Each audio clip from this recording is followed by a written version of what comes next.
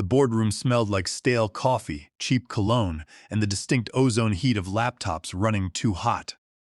It was a sterile, glass-walled room on the third floor of the Apex Logistics headquarters, a building I had watched rise from the concrete foundation. I sat at the mahogany table, tracing a scratch in the polished wood that had been there since we moved in. Across from me, Julian Thornton paced back and forth. Julian was the founder's son, a man who wore a $500 vest and spoke in a rapid-fire cadence he had clearly picked up from self-help books and leadership podcasts. He was 34 years old, had never written a single line of production code in his life, and believed that the cloud was something you could physically touch if you climbed a high enough ladder. I was Daniel Vance, the lead systems architect, and I was 54. I had gray hair that I refused to dye, and my hands were calloused from a lifetime of typing, not golfing. I was the person who knew where every single digital bug was buried because I was the one who had dug the graves and written the autopsy reports. "We need to focus on velocity," Julian said, stopping to look at his reflection in the double-pane glass. He adjusted his cuffs, his eyes scanning the room of 15 engineers and developers. "We need to trim the fat. The company has changed, and we need to adapt to a leaner model." The room was dead silent. It was the kind of heavy, suffocating silence where you can hear the hum of the air conditioning vents and the collective pounding of 15 hearts. These were people with families, mortgages, and children who needed braces. They were the ones who had worked 60-hour weeks to get our logistics engine running. I took a sip of my lukewarm coffee, which tasted like battery acid, and looked Julian straight in the eyes. "Our velocity is perfectly fine, Julian," I said, keeping my voice flat. "We just shipped the winter update with zero downtime. The system is handling 55,000 transactions a second without a hitch. If you start cutting people now, you are going to rip out the muscle." Julian sighed, a dramatic sound he usually reserved for explaining basic accounting to his father. "Daniel, you are obsessed with stability," he said with a smirk. "Stability is yesterday's metric. Today, we need disruption. You built a fortress, but we need a speedboat. Frankly, your legacy stack is vintage. Vintage." I felt a vein in my temple throb. I had written the routing algorithm that cut delivery times by 24% and designed the replication protocols that saved us when the grid went dark last year. I had translated his father's sketches into a logistics platform valued at $60 million. "Vintage keeps the lights on, Julian," I said. "Anger makes you look weak. Quiet makes you look dangerous. If you want to disrupt the architecture, wait until after the peak holiday rush. If you pull out the load balancers now, the entire system goes black." "That is just the fear talking," Julian scoffed, tapping his fingers on the mahogany. "We are moving to a new paradigm, agile, lean, and young." He paused, looking around the room to make sure everyone was watching his performance. "Which brings me to the difficult decision. Daniel, we are restructuring the architecture division.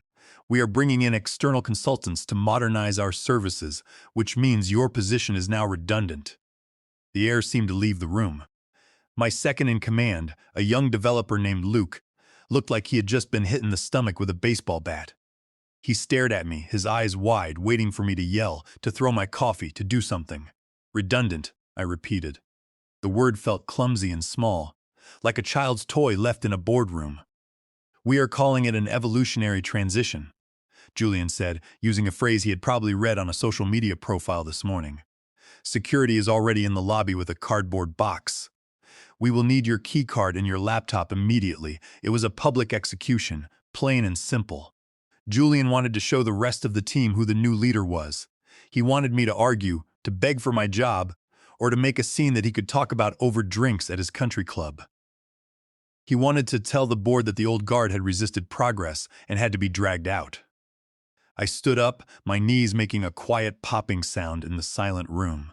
I felt a strange cold peace wash over me. It was the calm of a demolition worker who has already set the timers and knows exactly how much dynamite is in the walls. I closed my laptop. It was a battered black machine covered in stickers of local user groups and old operating systems. I looked at the whiteboard where my diagrams still sat in green marker. "You are firing me," I said, speaking slowly and clearly so there could be no misunderstanding. "Right now, without any transition period." Effective immediately, Julian said, checking his silver watch. We need fresh eyes, Daniel. You are obsolete. Get out. I reached for my bag, ready to walk away. If he wanted to burn down the house I had spent 12 years building, I was not going to help him find the fire hose. But just as I was about to hand over my keycard, my phone began to vibrate on the mahogany table.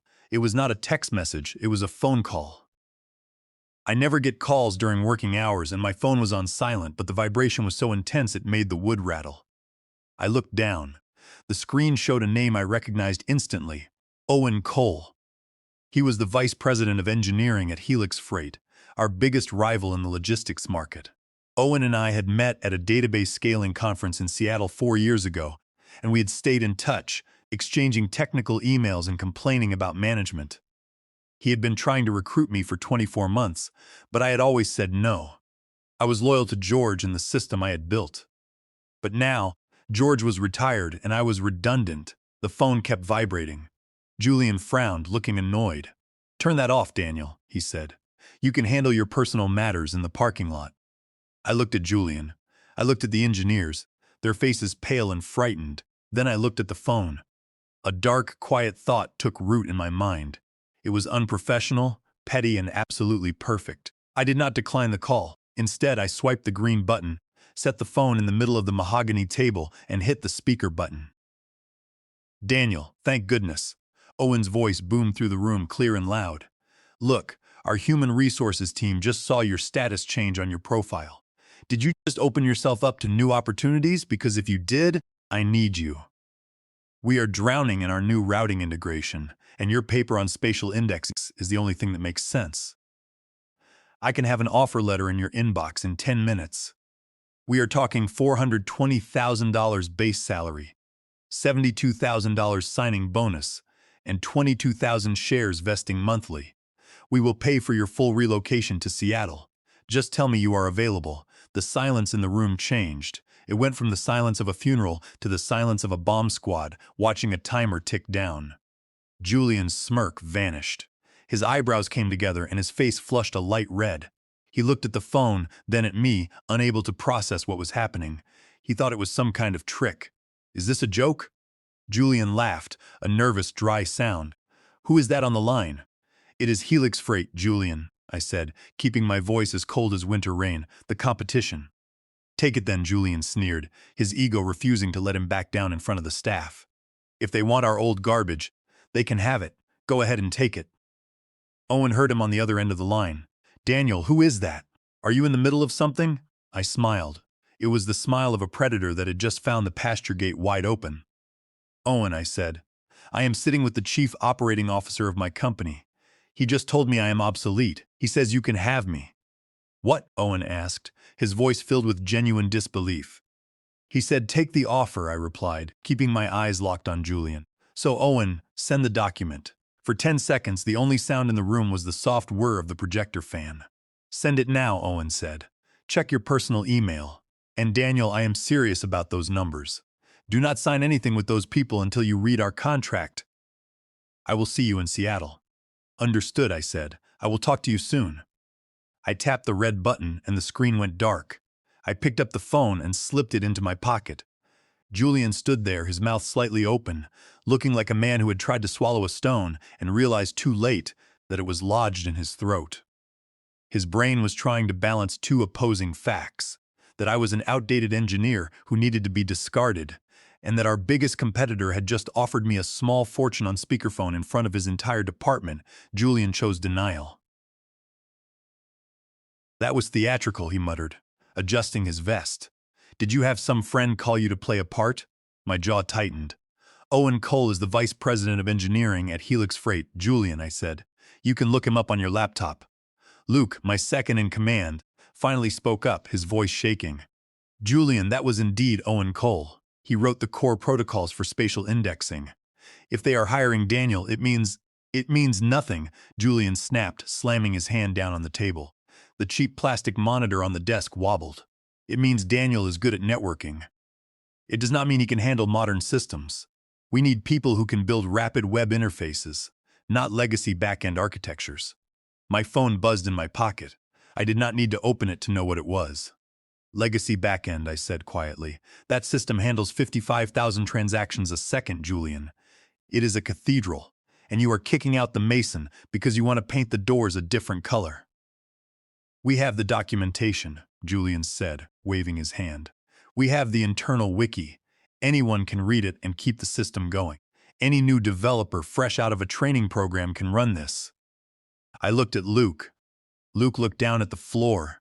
We both knew the wiki was 4 years out of date because Julian had cut the budget for technical writers. The comments in the code were short notes I had written to myself at 3 in the morning, referencing internal logic that only I understood. Is that what you think? I asked. You think the documentation is enough? I know it is, Julian said. Now, hand over your laptop. Security is waiting. Clara, the engineer who managed the API gateways, raised her hand. She looked terrified. Julian, what about the master credentials for the main database? The multi-factor authentication is tied to Daniel's physical device. If he leaves, we cannot push any updates. Julian rolled eyes, then transfer it right now. I looked at Julian and remembered his own security policies. I cannot do that, I said. What do you mean? Julian demanded. You just fired me, Julian, I said. Section 5, Paragraph 3 of our security policy states that terminated employees are strictly prohibited from accessing or transferring corporate credentials. If I log into that root account now, I am committing a federal crime under the Computer Fraud and Abuse Act, 18 U.S.C. Section 1030. I am authorizing you, Julian yelled. You cannot authorize a non-employee, Julian, I said. If you do, you void your compliance, which means you lose your banking contracts. Julian's face turned red. We will reset it ourselves, he shouted. Good luck. Support takes 72 hours to verify identity. I hope nothing breaks before Tuesday. I pushed the glass door open and walked out. Walking out of a building you spent 12 years of your life designing is a strange, empty experience. As I passed the server room on the second floor, I could hear the faint, steady hum of the cooling fans through the heavy fire door. It was a rhythmic, mechanical purr that I had tuned myself. I knew which metal rack would vibrate when the air conditioning kicked in, and which disk drive needed a physical tap to slide into place. It was not just a collection of metal and wires. It was a living thing, and I had just been cut out of its system. The hallways were quiet, but I could see heads ducking behind monitors as I walked past. The news was already spreading. In a technology company, gossip travels faster than a data packet over a fiber optic cable. The chat channels were probably already lighting up with panic. I did not stop to say goodbye. Goodbyes are for people who want to remain friends, and I had no intention of keeping in touch. I wanted to be a lesson.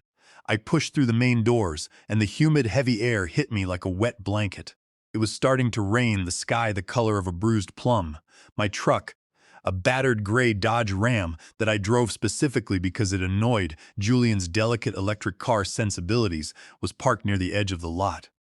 I threw my bag onto the passenger seat and sat there, for a moment my hands shaking slightly. It was not from fear, but from the massive dump of adrenaline. I had just ended a 12-year career in 25 minutes. I started the engine, listening to the rain drum against the metal roof. Before I could pull out, a figure appeared in the headlights, walking slowly under a black umbrella. It was George Thornton, the founder of the company and Julian's father. George looked older than his 74 years. His white hair was thin, and his coat was damp from the wind. He was an excellent engineer back in the 90s, but he had grown tired of the business and had handed the day-to-day operations to his son. It was a mistake. George tapped on my driver's side window. I rolled it down, the damp wind blowing cold drops against my face. Daniel, George said, squinting through the rain. Are you leaving early today? I saw your truck running. I looked at the old man, feeling a sudden wave of pity. He did not know. Julian had not said a word to him. Julian preferred to keep his decisions in the dark until he could present them as a success. I am not leaving early, George, I said, keeping my voice calm. I am leaving for good. George blinked, the rain dripping from the edge of his umbrella. What do you mean? Did someone offer you a better package? We can match it, Daniel. You know we value you. I was fired, George, I said, cutting him off. Julian just terminated my contract. He told me I was obsolete and that my architecture was vintage. He had security escort me out of the boardroom. George's face went completely pale, his grip tightening on the handle of his umbrella. "He did what?" he whispered. "We have the board meeting in 2 weeks. The fourth quarter scaling roadmap is due. Who is going to present the infrastructure strategy?" "Julian is," I said. "He is bringing in some expensive consultants to modernize the stack. Apparently, I am the fat that needed to be trimmed." George stepped closer to the truck, his eyes desperate. "No, this is a massive mistake. I will speak to him right now. Just turn off the engine and come back inside. We will sort this out. I am still the chairman of the board, for heaven's sake." I looked at George. He was the man who had hired me when I was 42, who had trusted me to build the systems from scratch when other companies thought I was too old-fashioned. But he had let his son run the company into the ground, and I could not save him anymore. "It is too late, George," I said. "I accepted another offer." I signed it on speakerphone right in front of Julian and the team. "What rival?" George asked, his voice a whisper. "Helix Freight," I said. George recoiled. He knew exactly what that meant. Helix Freight was our direct competitor, and they now had access to the mine that built their rival's core engine. "Daniel, please. What about the non-compete?" "Julian made you sign that 3 years ago. The non-compete is void ab initio, George," I said. "Julian terminated me without cause, and under our state laws, that makes the agreement unenforceable. Your legal team will confirm it, but Julian just handed your entire playbook to the enemy." George stared at me in shock. I put the truck in gear. "I have to go, George. Tell Julian that spaghetti code is what people call a mess before it collapses." I drove out of the parking lot, leaving him in the rain. My first week at Helix Freight felt like stepping off a sinking wooden raft and onto a luxury cruise liner. My new office in Seattle had a clear view of the water. The coffee was fresh and actually hot, and my new team was an elite group of 16 developers who looked at my white papers as if they were holy text. When I drew a diagram on the whiteboard, they did not argue or roll their eyes. They took notes and began writing code. There was no corporate theater, no posturing, and no need to explain why stability mattered. I spent my days building a new predictive logistics routing platform that was clean, modern, and built to scale. But I would be lying if I said I did not keep a browser tab open on my second monitor to watch the down detector page for Apex Logistics. For the first 4 days, nothing happened. That is the thing about solid architecture. It has inertia. A well-built engine will continue to run for a short time, even after you fire the mechanic, but eventually, the oil runs dry. On Friday evening, the first warnings appeared. I received a message on a private messaging application from Luke. We were not supposed to be in contact due to the obvious legal risks, but Luke was desperate. He told me that the latency on the primary database clusters had spiked by 600 milliseconds, and that the external consultants were advising Julian to reboot the main servers during the evening peak. I stared at the message, my hands hovering over the keyboard. I wanted to tell him that rebooting during a surge would wipe the cache and cause a catastrophic thundering herd problem that would crush the database. But I could not write that. Helping them would be a violation of my new employment agreement, and more importantly, Julian had to learn that gravity applies to everyone. I closed the application and watched the down detector graph climb. A small red line began to tick upward as users complained about slow loading times. By Saturday afternoon, the wobble became a full-blown shake. The consultants, unable to find the root cause of the memory leaks, decided to use brute force. They ordered the engineering team to horizontally scale the infrastructure, spinning up 75 new server instances to handle the load. Here was the problem. When I designed the routing system, I negotiated a specific contract with our mapping API provider, TitanMap. To save George money, I had hard-coded a concurrent connection limit of 120. The contract was clear. If we exceeded that limit, the provider had the right to suspend our API key to prevent abuse. By spinning up 75 new servers on top of the existing nodes, the total concurrent connections hit 195. The automated system at TitanMap detected the breach of contract and instantly disabled our API key. It happened at exactly 5:30 in the afternoon on Saturday. In an instant, every single driver on the Apex Logistics platform lost their maps. The application went completely blank. Drivers could not see where they were going, customers could not track their deliveries, and the support queues were flooded with thousands of calls. Social media exploded with anger as people posted screenshots of empty maps and frozen screens. Luke sent me a single-word text, blackout. I sat in my quiet apartment looking out at the Seattle skyline, watching the digital fire burn from a safe distance. Julian had wanted disruption, and he had finally gotten it. He had freed the team from the architect, and now they were free-falling without a parachute.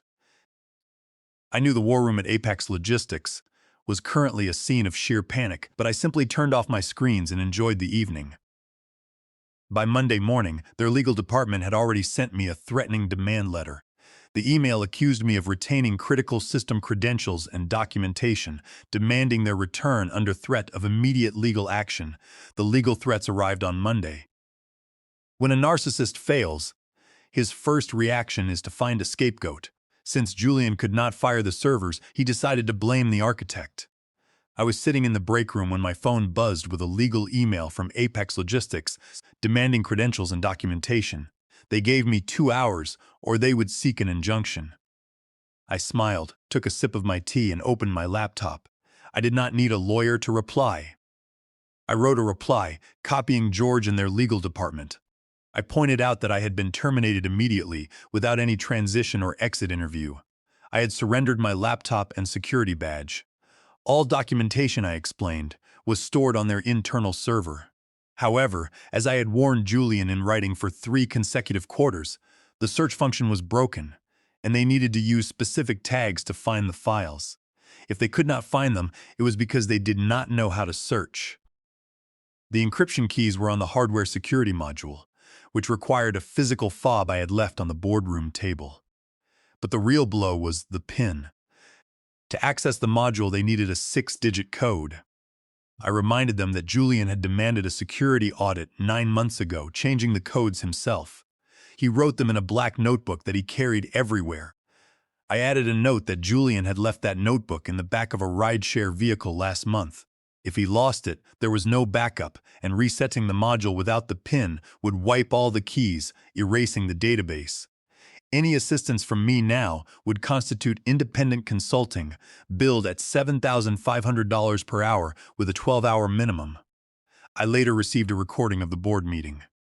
Diana, representing the venture capital firm that owned 45% of the company, was furious. "We have been offline for 96 hours, she said. "Our customer churn has spiked by 18%, and you are telling this board that we cannot access our data because you lost the notebook." Julian was sweating, stammering about antiquated hardware. "You lost the keys, Julian," Diana said. "You fired Daniel, voided his non-compete, and sent him to Helix Freight." George Thornton sat with his head in his hands. "I checked with legal," George said. "The non-compete is void." Diana stood up. "I am calling for a vote of no confidence to remove Julian." George looked at the reports and said, "I abstain." Julian was escorted out. George asked to meet me the following morning. He looked defeated, sliding a blank check across the table. "Come back, Daniel," George said. "We will fire the consultants, remove Julian, and make you the chief technology officer with 15% equity. Just tell us what you require."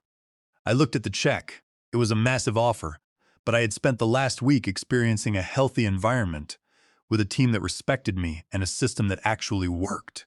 I did not want to go back.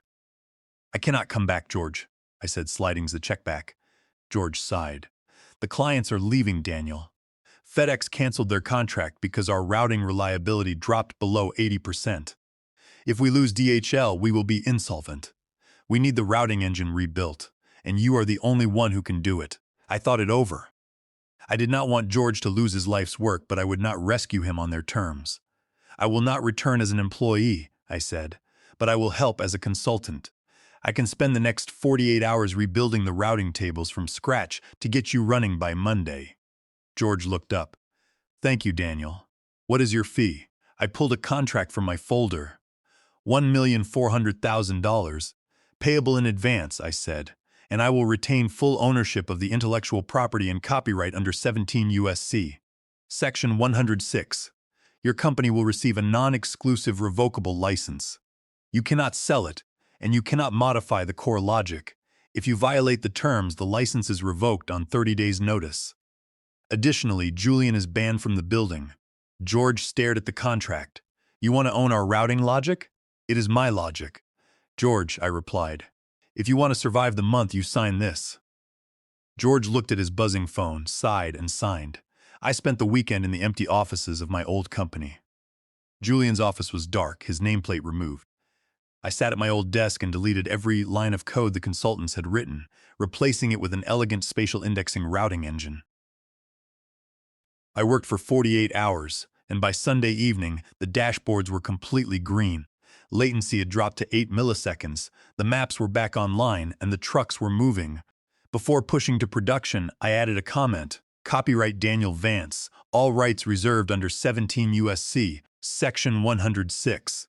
4 months later, the dust had settled. Apex Logistics had stabilized, but they were now a slow legacy option, while Helix Freight captured the market with our platform. Julian was gone, reportedly trying to raise money for a failed cryptocurrency startup. George remained as chairman, but a new management team ran the operations.